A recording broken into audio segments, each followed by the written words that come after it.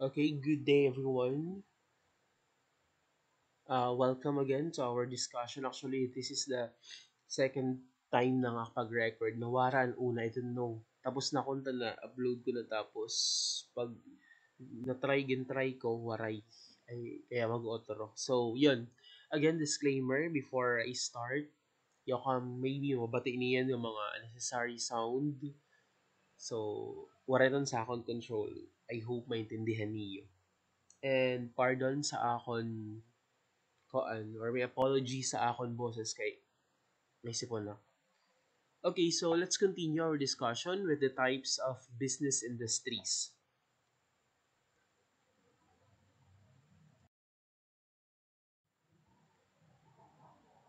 First, we have the agribusiness sector, a business that earns most of all of its revenues from agriculture.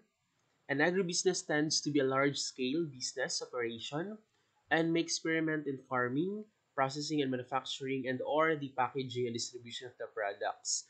So, yung problem dito sa atin sa Pilipinas, kasi pag tinatawag na agriculture, ang napasok agad sa isipan is pagtanom or pagsasaka, di ba?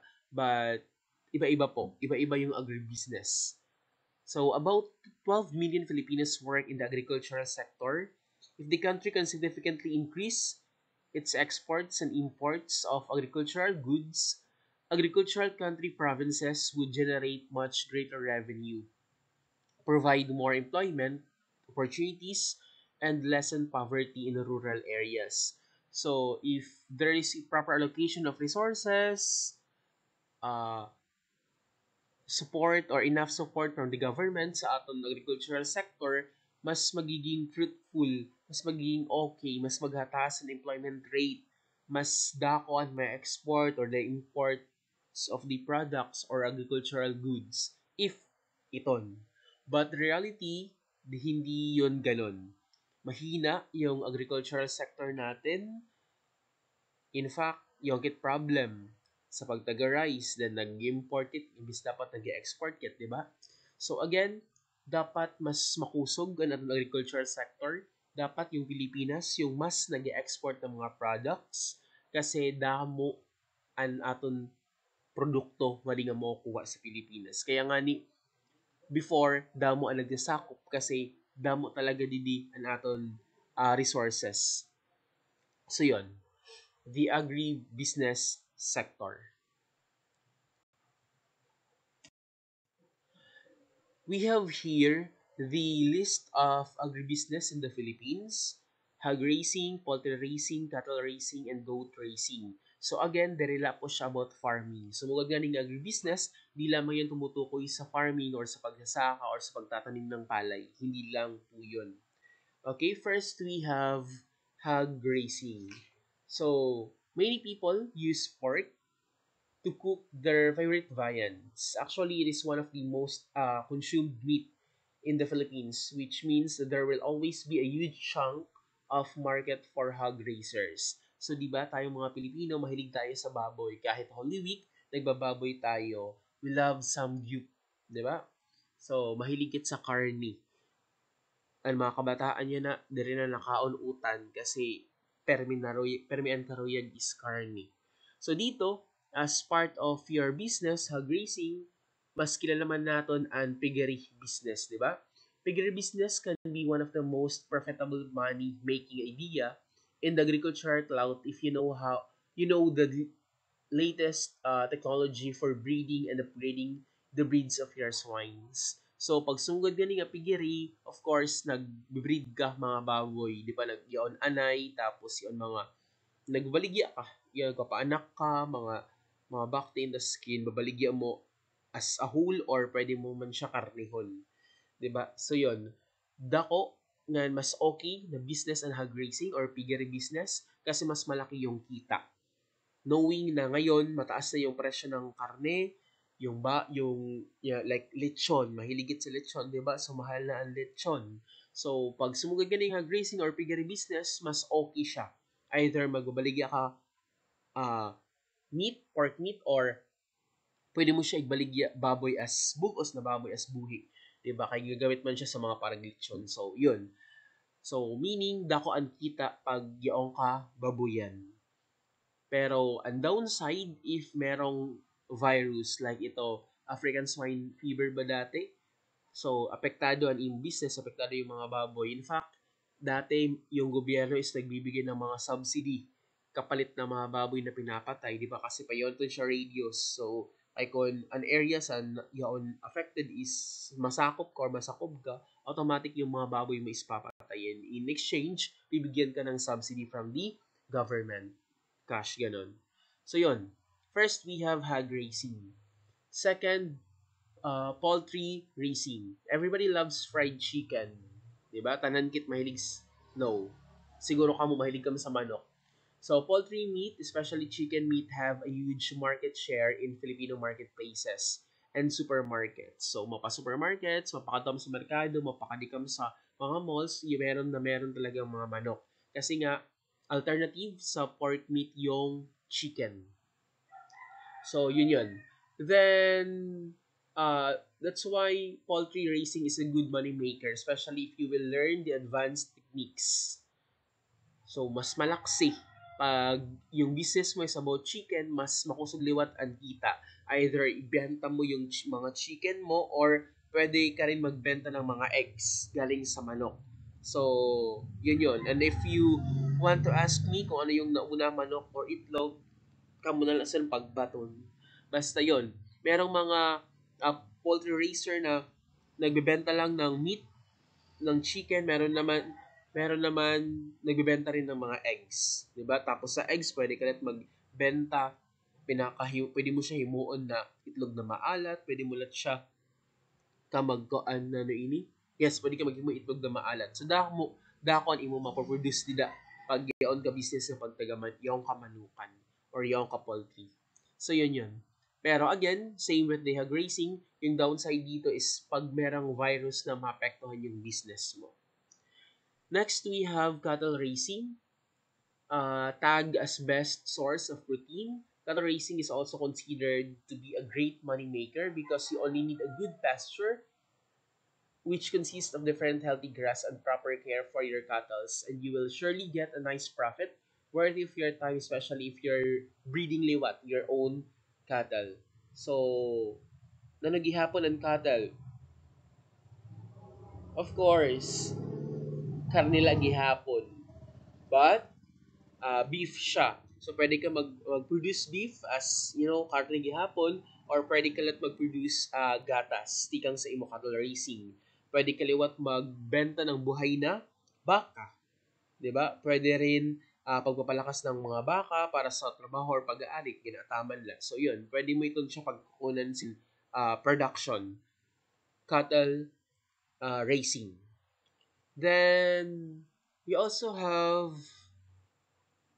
what's this? Ay, nandito. Cattle racing and next, goat racing. So, sa goat racing, known for being a delicacy in some parts of the country, goat meat is steady gaining popularity in the Metro Manila because of its delicious and tender milk and incredibly healthy milk known to match the nutrient content of mother's milk.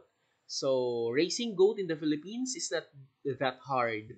Just like cattle racing, you need to improve your breed, or your goat breeds are best suited for meat production. So, pwede liwat ka mag-produce meat, pwede ka liwat from goat, pwede liwat and gatas. Mas makusog sini and milk production nga tikang gihapon sa goat. So yun yun. Sell your products or produce in the marketplace. Goat meat have its market in has its space sa marketplace. If you're selling in bulk, make sure to find goat meat vendors and offer it to them. So, pag yaon ka, nagyaon ka goat racing, paghanap mga vendors, goat meat vendors, yan, mas maopay if mag-sell ka bultuhan. Dire pwede nga, tigpira la, di ba? So, mas dako sa ni mo makikita. So, yun. So, the first four list of agribusiness in the Philippines, hog racing, pagtagababoy, poultry, racing, cattle racing, and goat racing.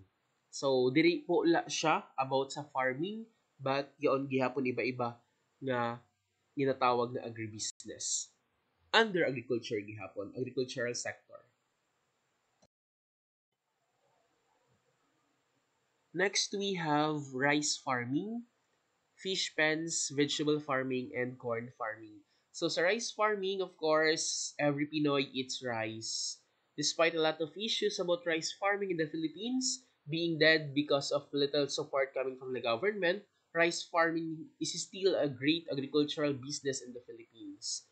So if you want to become a rice farmer but you don't have possess a huge as farming fields, then consider renting. So pwede ka. If plano mo magkayo on rice farming, then waray ka man field na pwede pagtanuman, pwede ka mag-rent. Yaon siton, hamot na katiwangwang na mga fields na pwede pagtanuman paray. So yon. And you know, the Philippines dapat yung nag export ng bigas. Pero again, yung problem natin ngayon is tayo pa yung nag-import, which is hindi dapat. Nga, kung yung ka plano, magkayong ka rice farming, mas ma-okay siya nga business kasi ang mga Pinoy permanente na kaon luto. Ang mga Pinoy magpakiluto. So, mapatok if mo mo negosyo. Pag taga-bugas or rice farming turn into bigas. And knowing tigmahal ang kilo or presyo sa rice, so, dagdag kita gihapon. Okay?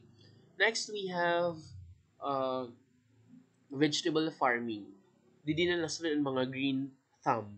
Do you love growing vegetables or maybe you're planning to start growing vegetables for profit?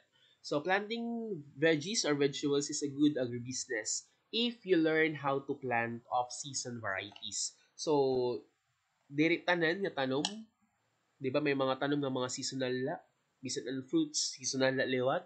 So dapat maaram ka sensiton ko ano yan nga month and matubo mas damon production or mas damon matubo nga imong tanom na prutas or ano pa man or vegetable. So yun, dapat ma-timing ka sa panahon. And also, pag abot sa vegetable farming, pwede mo siya ipagbenta sa market, pwede mo siya ipagbenta sa merkado, or pwede mo manliwat siya for your own consumption sa iyong pamilya. Again, if lahat ng tao is nagtatanim, if lahat ng tao may bakuran, walang magugutom. 'Di ba? Kasi pag waray kwarta, pwede ka man magkada sa imo likod and mag-harvest sa imo gintanom. So, yun yun.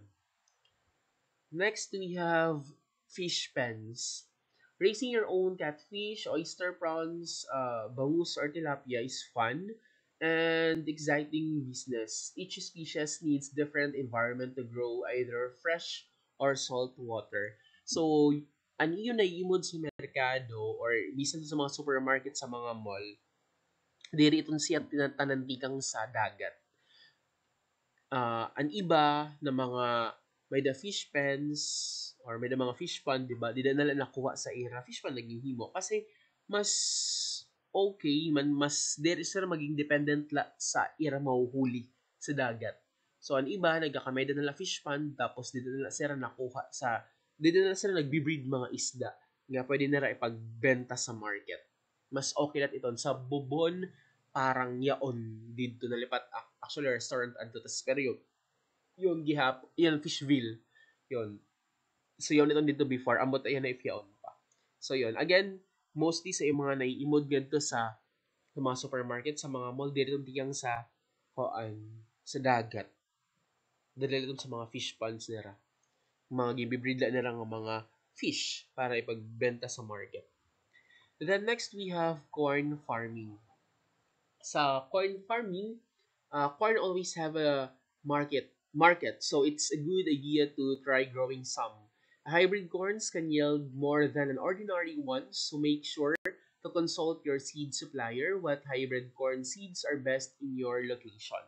So paabot sa corn, pwede ka mag corn farming for the human consumption, pwede pagkaon sa tao, pwede manliwat sa hayop. 'Di ba 'yon mga manok na ito parang may mga corn beets sila naging tutubong sa manok. So pwede 'yon. Pwede kasi ito mag on production for mga manok or for mga hayop. Pwede man sa pagkain ng tao. Then also, pag yung ka farming, yung kaliwat makapag-produce ka ethanol or yung ka production sa ethanol. Ang ethanol ginagamit nun siya panhalo sa gasolina para makabawas sa emissions. Then, pwede liwat madagdag siya or uh, like pangunahing sangkap sa mga alcohol, mga giniinom like beer, wine, sunsitan. Nagagamit ang ethanol, tikang gihapon sa corn. Yun. So, we have 8 uh, agribusiness types of agribusiness or list of agribusiness in the Philippines. First, hog racing, poultry racing, cattle racing, goat racing, rice farming, vegetable farming, and fish pens, tapos corn farming. So, 8 siya. Again, pag sumunod ng agriculture, dere dapat pwede sumunod sa isipan na pagtatanom nila siya. Iba-iba po. Iba-iba ang agribusiness. So, yun.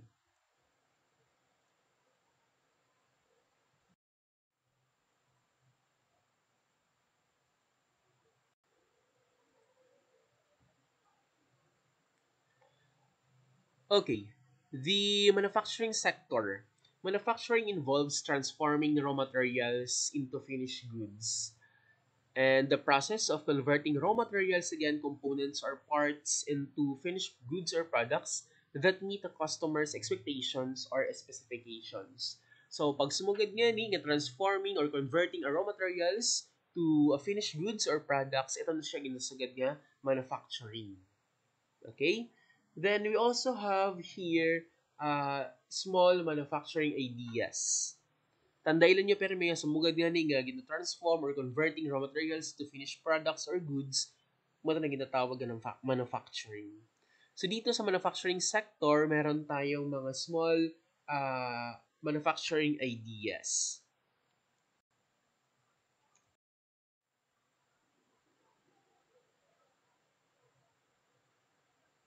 Okay, so small manufacturing ideas. First, we have furniture making. This falls under small home-based manufacturing section of an enterprise.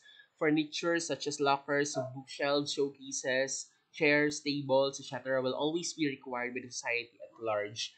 Pag ito nga mo business, dili ka basta-basta malulugi knowing na imong product is dili man siya nadudulot. Diba? Kasi mga materialis siya sa balay.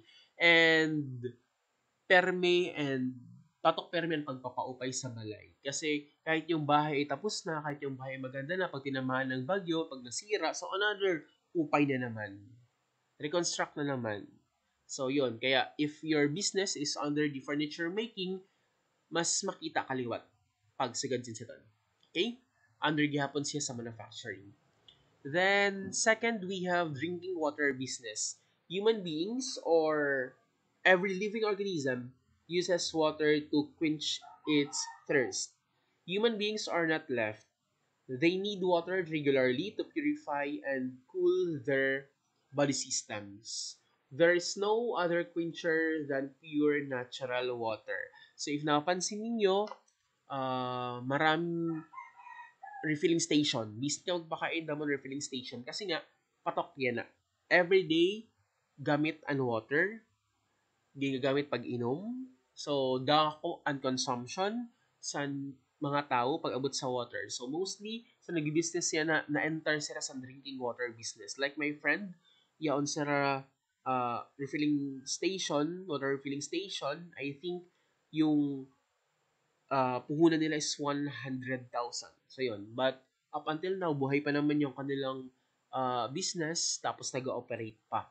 So, kay kunya ang kaplano, mas okay liwat. Kasi, gamit na gamit. Ini siya an manufacturing business idea or manufacturing business na pwede mo gamitan o nina. Pwede mo pagkakitaan. Kasi everyday na gamit ang tao water.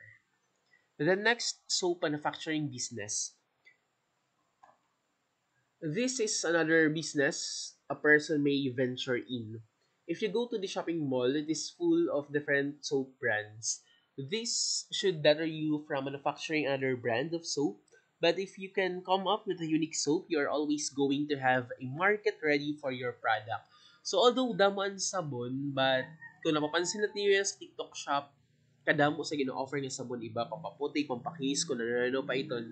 So if may plan ka mag-business sabon, mas okay liwat kay nano because this type of manufacturing entity is not does not require a huge amount of startup capital. So dili kailangan dako nga capital pagkarag mo yung business is sabon.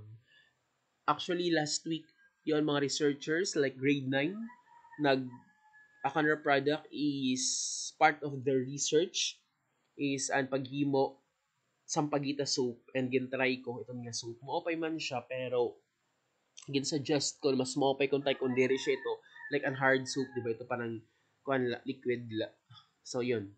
Again, if may plano ka mag-business, try gihapon ang soap manufacturing business kay makita gihapon. Depende ton sa imo atake sa market. Okay, so may ayam na nga nag-uusig. Okay, next we have the commercial bread making. So, from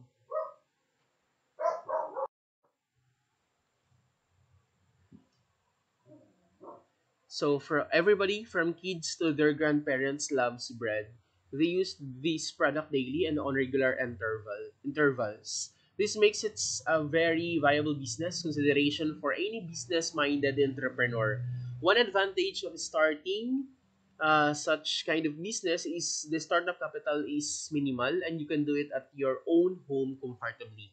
So pag abot sa pagdaga bread, di ba, yun, actually yung mga kila nga nagbe-bake and maybe for their own consumption pero ano ba man ginihimo siya as business, 'di ba?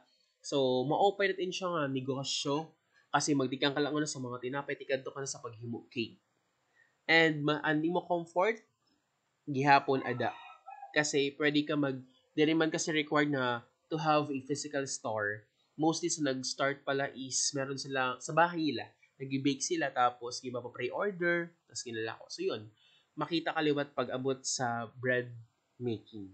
So yun, ito yung apat na small manufacturing business ideas. Furniture making, drinking water business, soap manufacturing business, and commercial bread making.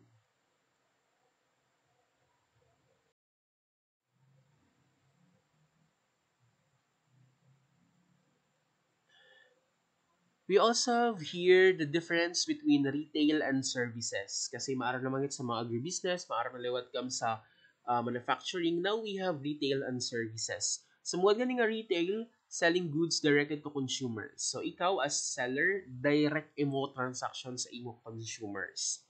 Includes brick and mortar stores and online shops. Paabot man sa services, providing intangible services to customers. Example include consulting, and healthcare. So, ang retail and services are essential for consumer satisfaction. Pag tinatawag na retail offers tangible goods or products, while services provide intangible products or goods or expert help and support. So, serbisyo. Like, kay kung nag-massage, under siya sa service, diri siya sa retail. Yon. So, pag sumugad nga ning, ang klula nga di is sumugad nga ning, sir, retail, tangible products or goods, while services are intangible products or goods. Mga so, ito, like service na nila gina-offer. Sharing their ideas or knowledge sa era mga clients or customers when it comes to or when we talk about services. Yon, retail and services. Actually, this is just a quick discussion lang kay dito man talaga yung topic.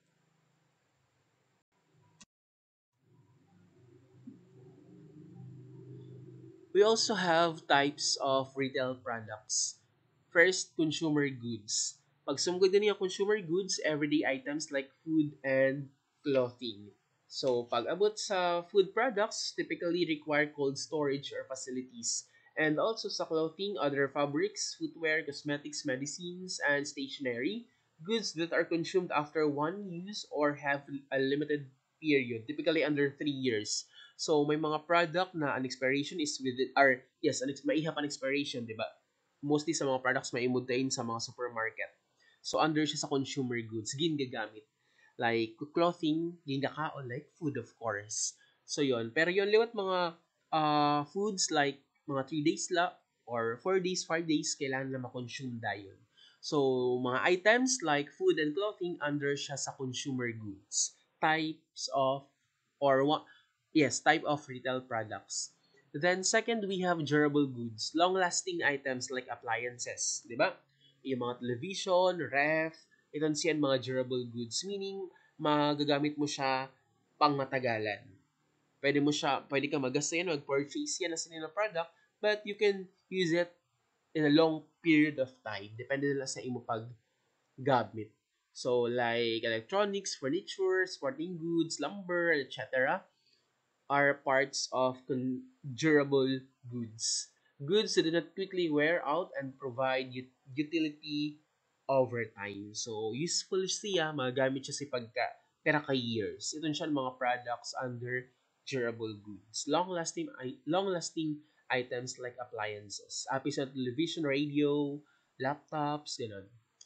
Then, last we have specialty goods. Ini siya mga unique na mga product like under APDD is ang mga arts, nano ang arts like itong mga painting, di ba? So, API siya sa specialty goods.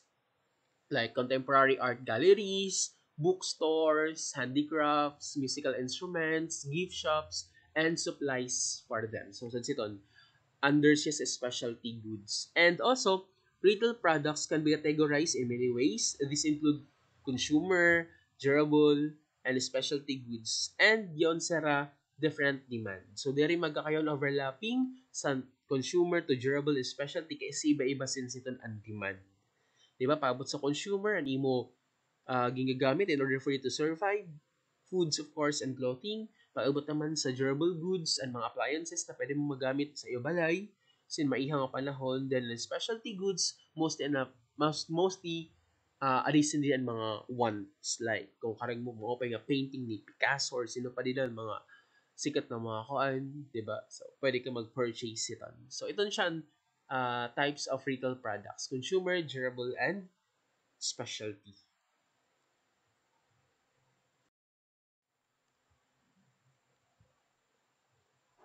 Now we have international trade. International trade is the exchange of capital, goods, and services across international borders or territories, which could involve the activities of the government and individual. So, api sa activity under international trade is the exportation and importation. Actually, maganda yung international trade. Why? Because na-experience natin na kagamit tayo, nakapag-consume tayo ng mga product mula sa ibang bansa. As well as yung ibang bansa is nagbe-benefit sa mga product mula dito sa Pilipinas. And dito pumapasok yung exportation and importation of uh, goods or services. So first, exportation. Goods or services produced in one country and sold to another country. Of course, export pagawas. So, country earns revenue from exports. Kumikita yung Pilipinas because of their products na ini-export, nilalabas sa bansa. Pagdating naman sa importation, goods or services produced in another country and brought into one's own country. So, di din naman kit nagasto. Nagasto ang Pilipinas para mag-import products such as nano, mga bigas, di ba? So, pag kulang kit nga di supply, it's time na mag-import. Actually, mo pa international trade if there's a balance between the transaction of exportation and importation. Pag 50-50, okay. Pag balance, okay. Pag hataas ang exportation, okay. Pero the problem here in the Philippines, mas dako danay or most of the time dako permanent importation. So yun, dapat kunta balance. So yun, international trade, exportation, and importation. Yun lang. Napaka laksila, malaksila kay detail ang topic. So yun. Of course, diri mahuman ang topic or discussion if warikit short quiz. So get to 1/4 sheet of paper.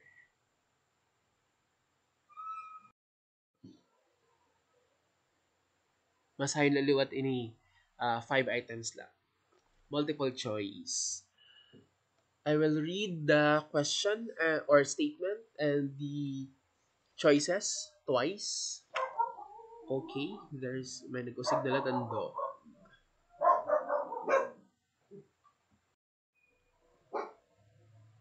Okay, number 1. International trade is the exchange of capital, goods, and services across international borders or territories, which could involve the activities of the government and individual. A. National trade. B. Local trade. C. International trade, and letter D. All of the above. Again, international trade is the exchange of capital, goods, and services across international borders or territories, which could involve the activities of the government and individual. A. National trade, B. Local trade, C. International trade, and letter D. All of the above. Number two, the process of selling consumer goods or services to customers through multiple channels of distribution to earn a profit. A. Trade, B. Retail, C. Wholesale, and letter D. Merchandise. The process of selling consumer goods or services to customers through multiple channels of distribution to earn a profit. A. Trade, B. Retail, C. Wholesale, and letter D. Merchandise. Number 3.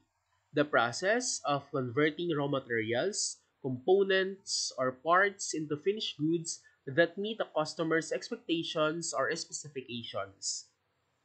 Naniton siya. A. Agribusiness, B. Manufacturing, C. Retail and services, or letter D. International trade. The process of converting raw materials, components, or parts into finished goods that meet a customer's expectations or specifications. A. Agribusiness, B. Manufacturing, C. Retail and services, letter D. International trade. Number 4. Agribusiness is a business that earns most of or all of its revenues from A. Agriculture, B. Car making, C. Retail products, D. Basket making. Agribusiness is a business that earns most or all of its revenues from A. Agriculture, B. Car making, C. Retail products, letter D. Basket making. Last number 5. These are examples of agribusiness except A. Hog raising, B. Corn farming, C. Furniture making, and letter D. Poultry raising. These are examples of agribusiness except A. Hog raising, B. Corn farming, C. Furniture making, and letter D. Poultry raising. So, yun lang. 5 items lang, and please prepare, and isasubmit ito niyo, pati itong una pa, i-submit niyo sa Wednesday. So, yun. And if you have questions, please dito na lang sa group chat para mabatan ko. Okay? So, that's all. And thank you everyone.